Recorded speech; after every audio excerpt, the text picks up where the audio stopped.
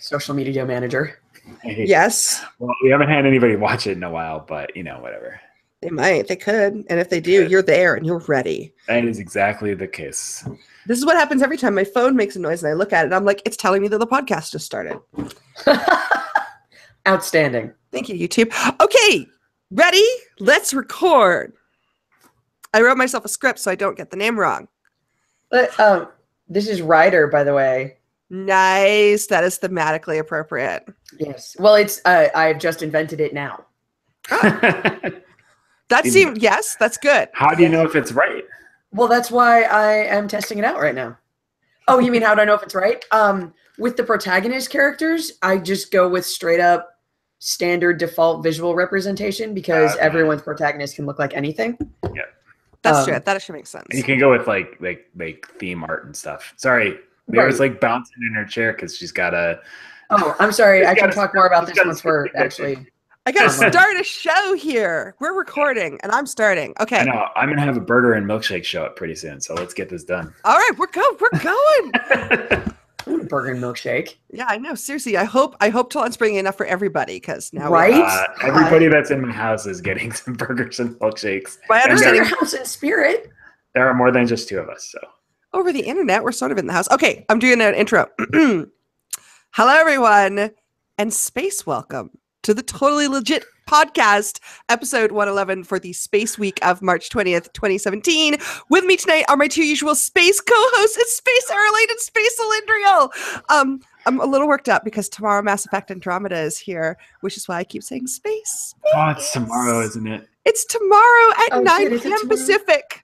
Oh, fuck. Technically it unlocks, so that's probably a little late for you, Arrow. So that would be Tuesday. Yeah, and also I'm playing on console, so. Right. But for those of us who are on PC, tomorrow at 9 p.m. Pacific, Mass Effect Andromeda unlocks, and we're very excited. But before we talk about that, I have to reference something that I just did earlier, which is I referred to this as the Totally Legit Podcast because we changed our name. Oh my God. It also matches the name change of my blog, which was Herding Cats, and is now the Totally Legit blog with the Totally Legit Podcast. So you can go to totallylegitpublishing.com/the podcast. And that's where we are now. There's a number of reasons why we changed our name. Cat context was not really very evocative of what we're about. And a lot of people said to me, oh, you have a podcast about cats. That's great. And I was like, no, it's about pop culture. So technically, I mean, we could talk about cats. We could, and I could. There are cats around me right now, and I could talk about them, but I try not to do that in nice company. When were we nice company? Yeah, that you guys count as nice company. Well, actually, the internet, not you guys. Wow. So that's what it happened. We changed our name, and I wrote a script so I would remember to use the correct name. I think all the feeds and everything will have switched over seamlessly. If not, you won't be hearing this. But if for some reason you are, let me know. That's confusing. Yeah. So that's it. Arrow, how was your weekend, Ben? My weekend is intense because spring break starts, and so the weather got nice again, so the kids are completely insane. It's very exciting. Never have kids. Stay with cats.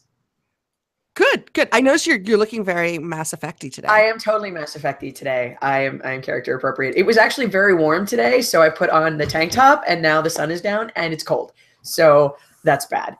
That is bad. But yes, I have shepherd lip gloss and Ryder fingernails. You're so ready. Ellie, how's your weekend been?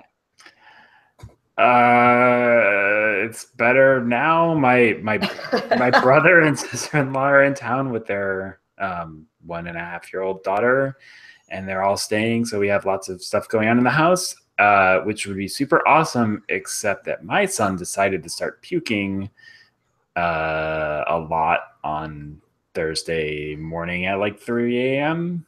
I hear that cousin allergies are actually a thing. It was not cousin allergies. It was just some sort of horrible stomach bug. And so we've been dealing with that and a very, very sad looking toddler at doctor's appointment. But he seems to be better now. So that's good. Just in time for everybody to leave.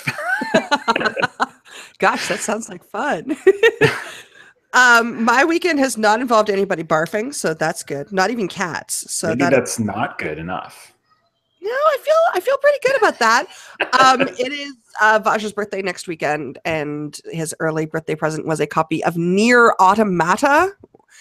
for PC, which is a platinum. It's a combination Square Enix platinum joint where like sexy Lolita robots with giant swords jump around and stab the hell out of everyone everywhere. That's NIER. Is that one? Yes, NIER. I've Yeah. seen reference to that, but I didn't know anything about it. Yeah, and I just assume it's pronounced that way. So if I pronounce it wrong, I'm sure the internet will rush to correct me. But it's very visually interesting. Even in the opening, like first tutorial level, it's like a shmups, and then it becomes like a 3D shooter, and then it's like a platformer, and then it's a first-person shooter. Like it's like 8 different games packed into one tutorial. It's very interesting, but also like you do get achievements for like zooming in on upskirts and you know. Sweet robot ass. Wow. So Japan. Thank you. But the game is actually pretty fun to watch, and he's been having a good time playing that. So that's been my gaming for the weekend. And I haven't really done a whole lot of other gaming because I feel like I'm going to be very into gaming in the next week because did I mention Mass Effect launches tomorrow? No. No, I didn't. To celebrate, we put together lists of our top 5 favorite companions from Mass Effect 1 through 3. And I was inspired to do this by a post that PC Gamer put out a few months ago. And I got to give it to them because they released it and you could like feel the troll waves are like, the greatest definitive list of Mass Effect companions ever. Yeah. And lo and behold, it got the internet very riled up over their rankings. But I'm interested in our rankings. It was totally wrong. Obviously. It was totally wrong. Their list was completely wrong. Their list was bad. Era, I do want to start with you. And I feel like we might, instead of a list of top companions, we might have a list of top Garruses. Yes, in fact, my top Garrus is Garrus. I would say, in fact, my top 5 Garruses are all Garrus. That's so awesome. But in the interest of the spirit of the thing, I actually do have a list of 5. Garrus, Mordin, Rex, Tali, Javik. And Javik. Who the fuck is Javik? Now, see, this is interesting. And people are still salty about this with good reason. Javik was the DLC companion in Mass Effect 3. And he's an actual honest-to-God Prothean, not a collector. And he's got so many great, important story bits.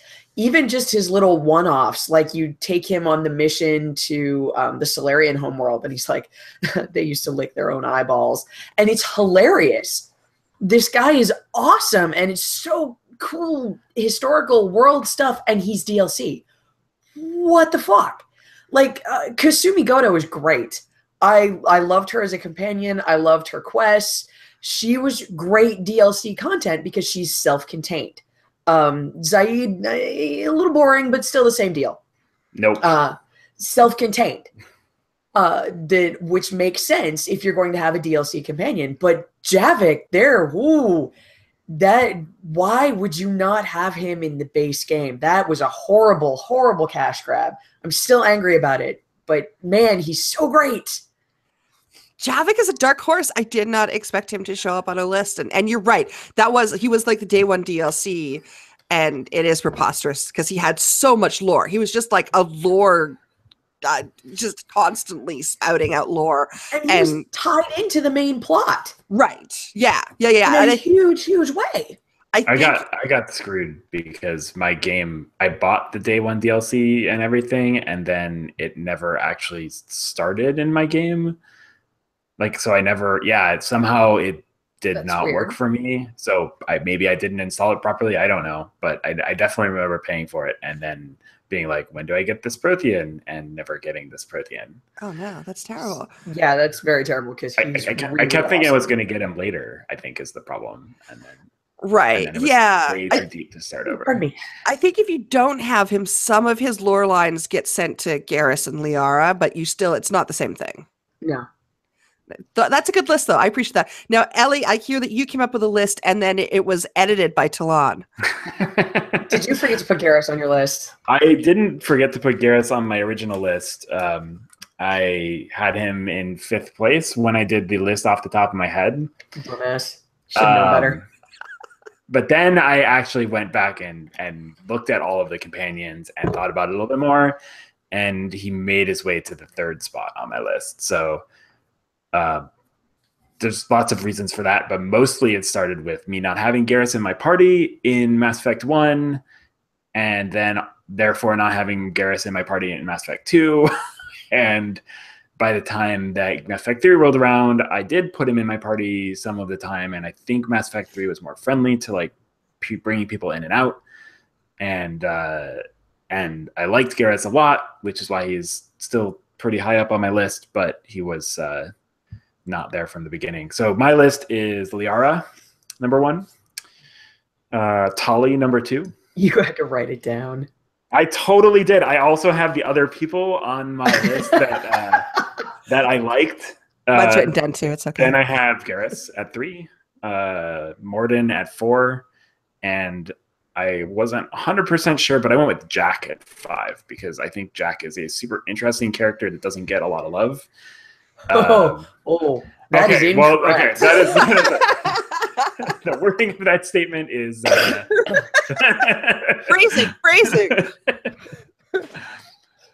I like Jack a lot. I thought she was super interesting, and she was like my buddy, and nothing more than that. Playing against Jack with a Paragon Shepherd is really interesting. Yeah. Yeah, so that was my first playthrough. It's interesting because Jack also shows up at number 5 on my list. My first playthrough of 2, I was a Paragon Shepherd with Jack, and I hated Jack, and she was one of the few characters that I killed at the end. But then I went back and played through again with a slightly less, I still can't do Renegade, but a slightly less Paragon Shepherd. And Jack really grew on me, you know, like I like her sass, I guess, you know, and she just keeps like blowing people up and laughing about it, and I can appreciate that. She seems like she'd be fun to have a beer with. Or dangerous. Or dangerous to have a beer with. Or dangerous, yeah. I like the way she's written because I really like her forthrightness, and I loved her loyalty mission and how completely fucked up she was to discover recall that she was not actually a prisoner. That this was all for all of the horrible torture that she went through, she volunteered for. Well, I mean, I don't know that it volunteered because you can't really consent when you're a kid, but she volunteered. Right. She was not a prisoner in the way that she thought she was. Right. Yeah. She was absolutely a prisoner. Absolutely, in every way. Right. But not in the way that she thought. Right. Yeah, I agree. It was an interesting character. I admit the first time I played through, I was really put off by the leather strap shirt, and I was like, do I want to play do I want to be friends with like the male gazy character, which when you get to know the character is less male gazy, unless I guess you're a renegade shepherd male. I think that I wouldn't have put her as a male gazy character because she's like shaved head, and that usually is like, it's more, she gets more that way in 3 where she's let her hair grow. I haven't played with 3 when Jack's alive, so I don't know, but that's interesting. She has cool stuff in 3. Yeah, she's an instructor at the special biotic school, and it's really interesting the way, like, I have never made it through 3 with a renegade, but just because I could not handle my asshole renegade shepherd, he was such a douche. I couldn't do it. Such a douche. I didn't even make it through the prologue with renegade shepherd and Mass Effect 1 because I was like, wait, what? No, no. But if you've got her loyalty as a Paragon, she's hilarious mama bear. Like they put a swear jar in the school as a joke, and she's pissed because Cerberus is coming to take these kids and turn them into horrible monsters. And she's like, no, nobody's fucking with my kids. What the hell? Well, it's and nice. She's let her hair grow out, and her design is really cool. Oh, I'm glad she has a nice story. Maybe one day I will play 3 again.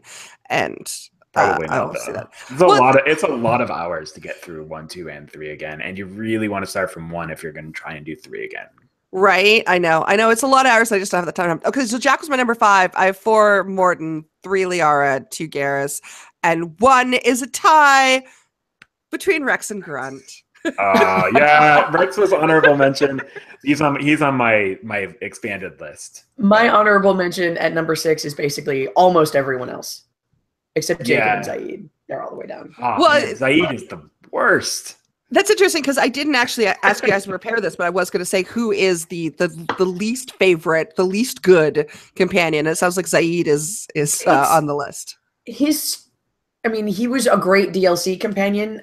He filled a decent niche as a big tech soldier, as opposed to like Garrus is the tech sniper and Tali is straight up tech. So the tech soldier, that's a good spot, and his story is nicely self-contained for DLC, but it's not nearly as compelling to me as Kasumi's was. I did not give a shit about, oh no, boo-hoo, you've been thrown out of your horrible gang. Wah. Yeah, I totally got all the way to the end and then told him that to go fuck off, and then he left, and that was the end of it, and I didn't care. It's like the only companion that didn't make it all the way through all 3 games with me was Zaid. And I was like, sorry, man. Did you even miss him? No. I know. Really. No. I guess killed Zaid in my 2 playthrough. I think I killed Zaid back. You can kill him. You can kill him, right? Or at the end. I'm pretty sure you can kill him by sending him to the wrong place. Yeah, there's some permutations of the final quest. I'm pretty sure I got like all the way to the place where he was like gonna go after his dude, and I was like, nope. Yeah. Oh, you can shoot him in his loyalty quest too. I didn't shoot him. I just told him that I wasn't gonna do it, and then he. No. Well, okay. He bailed. Yeah.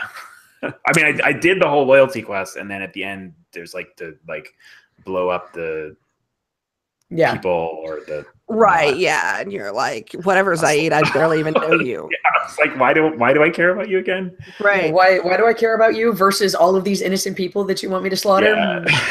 And you're right about him being a good DLC character, but like his problem is that he's so unlikable and he never really becomes likable. And I have all these, especially in 2, you have all these other likable characters. It's like, why am I even going to spend time with you? I'm not. If I want a grumpy giant death machine, that's what Grunt is for.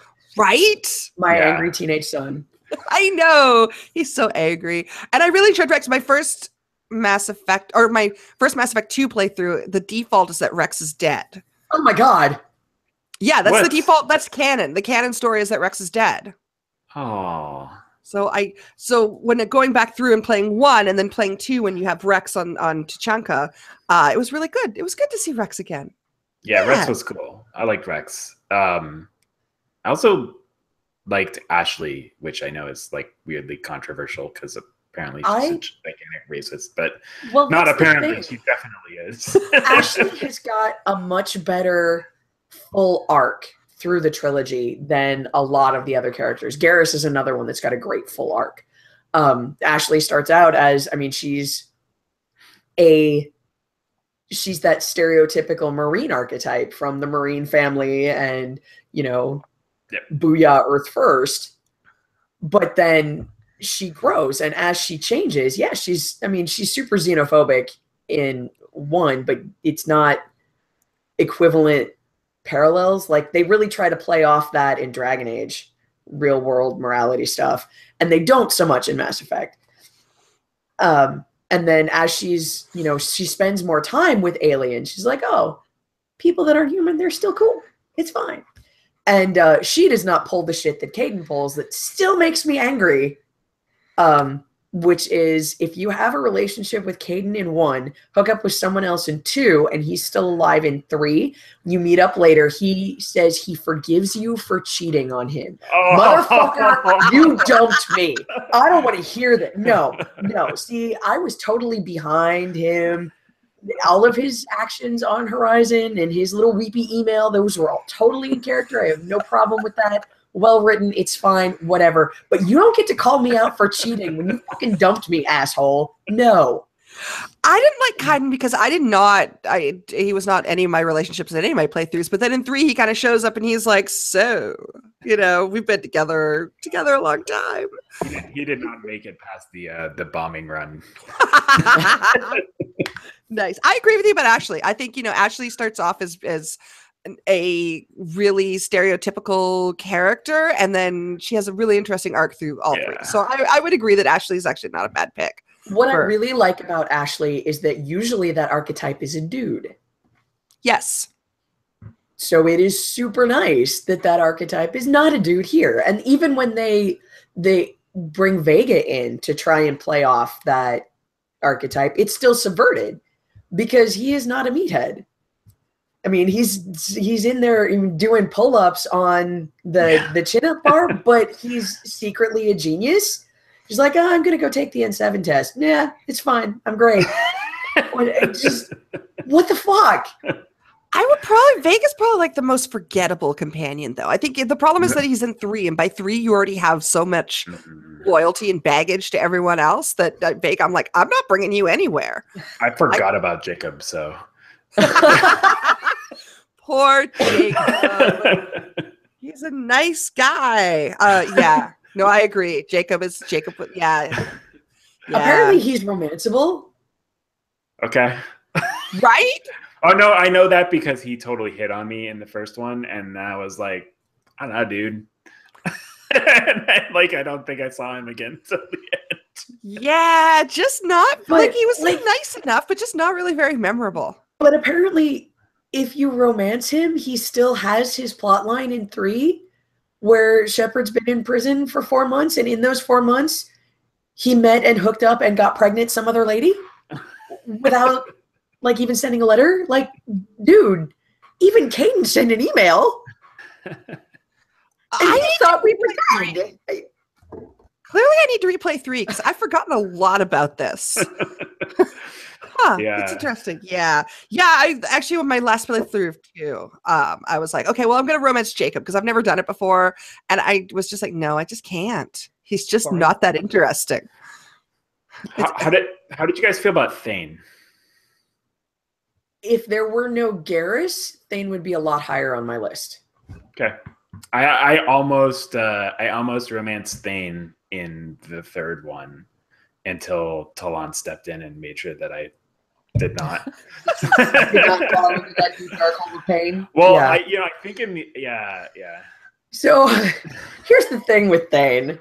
I'm working on the Thane lotion for the BioWare Boyfriend series, and it's honey and echinacea because I'm terrible.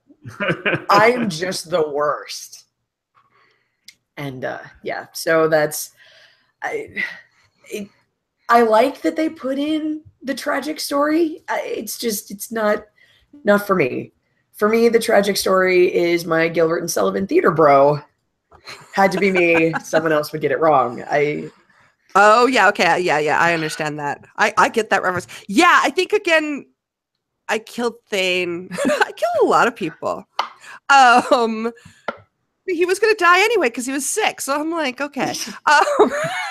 Yeah, but that's why it's good to hook up with right before the end of the world, because then you're he's not going to miss you. Yeah, right. And you can hook up with the alien and then go on and do whatever else you want to do. That is true.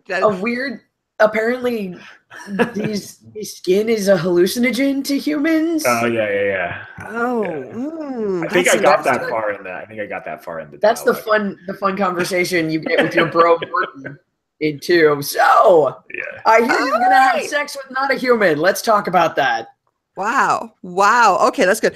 Thane does seem to be the runner-up to Garrus for being the internet's boyfriend. So he definitely resonates very well with some people.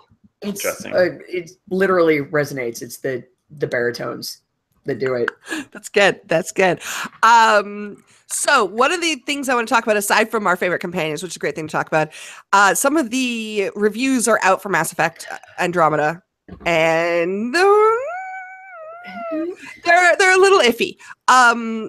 There's been some complaints about the writing not being that great, most notably Rock Paper Shotgun. There's been some comments about the writing wasn't that great. You've probably by now have seen the animated GIFs on Twitter of the weird walking animations or the weird facial animations. And people are a little nervous about it. And I want to kind of talk about how people have responded to that. But mostly, Ellie, did you pre-order? Are you on the pre-order wagon for? My game is all preloaded and I keep clicking play and nothing happens. All right, sweet. So as of us have already spent money on this game, and maybe I'll start with Arrow. Have any of the reviews so far made you? Are you nervous about enjoying this game? I'm not nervous about enjoying it, but I am concerned. I think Rock Paper Shotgun had a really great point, which was that usually in these long RPGs, awkward stuff like the prologue exposition, which is usually a problem in BioWare games. Usually they drop you the truth bombs right there at the beginning, and it's not. And little annoyances like the UI, and that in a 150-hour game, that pales. Like, by the time you're through it, when you're invested in the story, you don't give a shit anymore. Like, I mean, Dragon Age Inquisition, we all know how I feel about that. And yet, you know, this was a game where in every cutscene where you had a full shot of the character, it looked like they'd just gotten off a horse. And you know exactly what I'm talking about. Especially Cassandra is like, she's the worst. All of them, everybody. It's like they're strolling into the saloon every goddamn time. And you know, that's a thing. I have a lot of screenshots of like floating weapons fighting each other and like headless people. But when you're invested in the story, you don't give a shit about that as much. So it seemed weird that the review embargo only allowed for like the first 2 hours of play. That seems very strange to me. The same way it seems strange to me when like a movie is released and it's not released to reviewers. I mean, I don't agree with that. What do you mean? A lot of levels. I think that I think the 2 hour thing is a little weird. I think releasing embargo before release date is not necessarily weird, but I think that a game like Mass Effect is so has such high spoiler potential and such high leak potential for that kind of stuff. It's not surprising to me that they basically gave reviewers the prologue. That's why you sign NDAs. Yeah, but that doesn't stop people these days. And it doesn't stop people from does stop professionals. I mean, they're professionals. So I understand. I understand that. But I still think that it's it's not shocking to me that they did it that way. They're not alone in having done it that way. Plenty of games have just released the first 2 levels or whatever it happens to be. Maybe I should be more worried. I've paid almost no attention to the media for Mass Effect, so I have been avoiding it, including not reading this review we're talking about. So. Right. Wait, that's fair. I left that totally optional because I did read that review, but I've been skipping like all the videos and stuff like that. No videos, no character discussion, none of that. Nope. And to be perfectly frank, like I am already a little skeptical of this game, or I was when it got made, because I felt like they finished Mass Effect and then now they're just making another game because I feel like I mean it's hard because like the Dragon Age series, and we talked about this a little bit, the Dragon Age series made sense to me because the Dragon Age series was always about the world. Mass Effect game was always about Shepard, and this game is not about Shepard. Even though it's set in the same world, it's 600 years in the future. I think it's like a little bit different galaxy and there's stuff. Some of the same races are there, and then like the new hub is inspired by the Citadel, and so there's a little bit of like sure, and I'm sure it will tie in. I'm sure that the lore will tie in a reasonable way because like it kind of has to, right? I don't know that I necessarily want the lore to tie in, though. Yeah. I can accept coming back to the well of this world because it's this universe, whatever, because it's super rich. I mean, there are, so many races of history to go through. And if they want to go the Dragon Age route with this and do, a game with a different protagonist, and that's fine.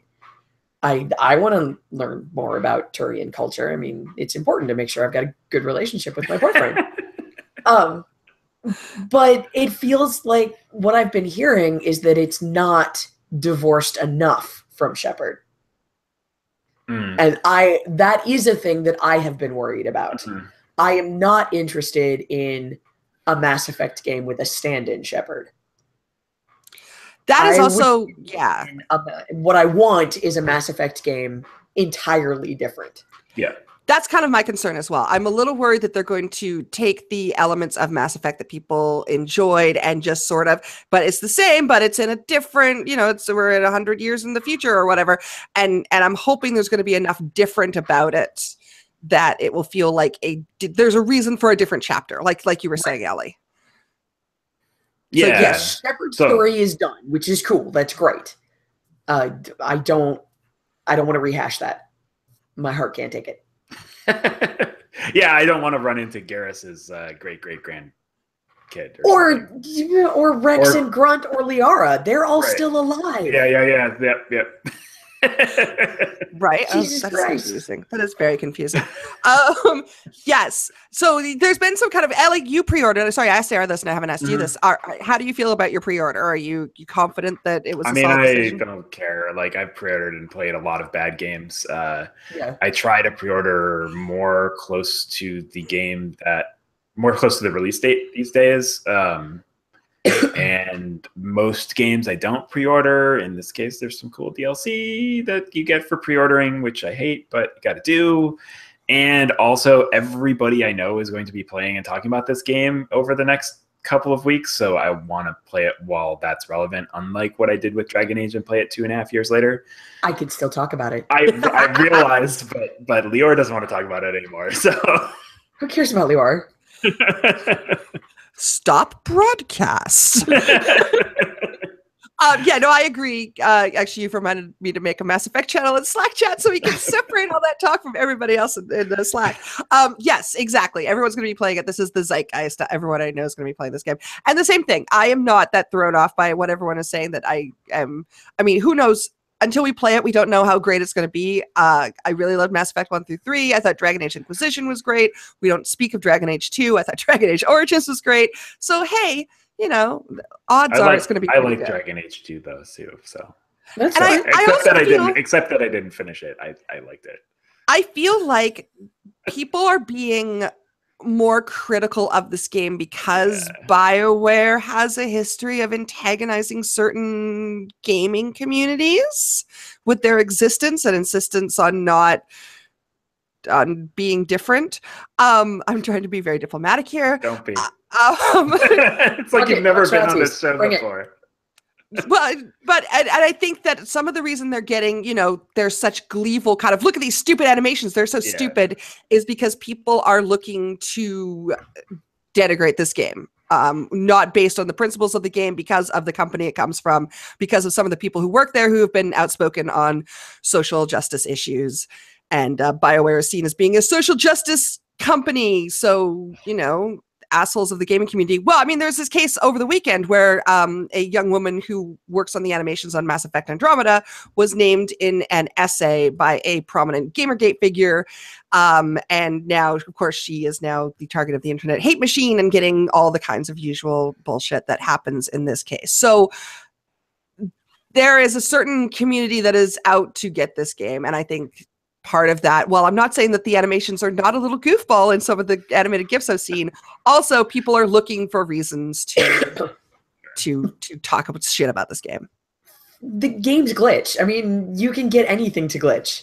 One of my favorite things that has ever happened to me in a game ever was I was playing, and this was a repeatable glitch. Someone else has a video of it. Assassin's Creed Pirate time. What was that? 4? Okay. 4. And standing in a dock, summoned the ship, and it was like the bowels of hell with an invisible ship, and then all of the crewmen fell out and died. That's awesome. Yeah. I mean, how many times did you fall through the world in WoW, right? And like, games glitch. And janky animations happen. And the implication that all of the animations and facial expressions in Mass Effect 1 through 3 have been perfect is definitely not the case. I mean, there's a reason why, like, there's the famous Shepard face of male Shepard making the face, and like my characters, I mean, there was like the body walked off one direction and the head walked off the other at one You point. can never get the faces right.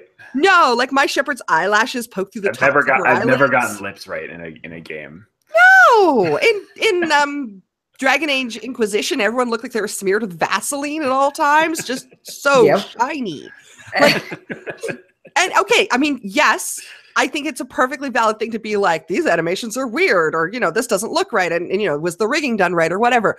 But the real reason we're playing Mass Effect is for the story and the characters that hopefully we will grow to love. Yeah, I mean, in a large part, if the Mass Effect game had been a whole bunch of text and then some like Wolfenstein era or Doom era shooting graphics, like we probably all would have still enjoyed it because the writing is what brought us to that game.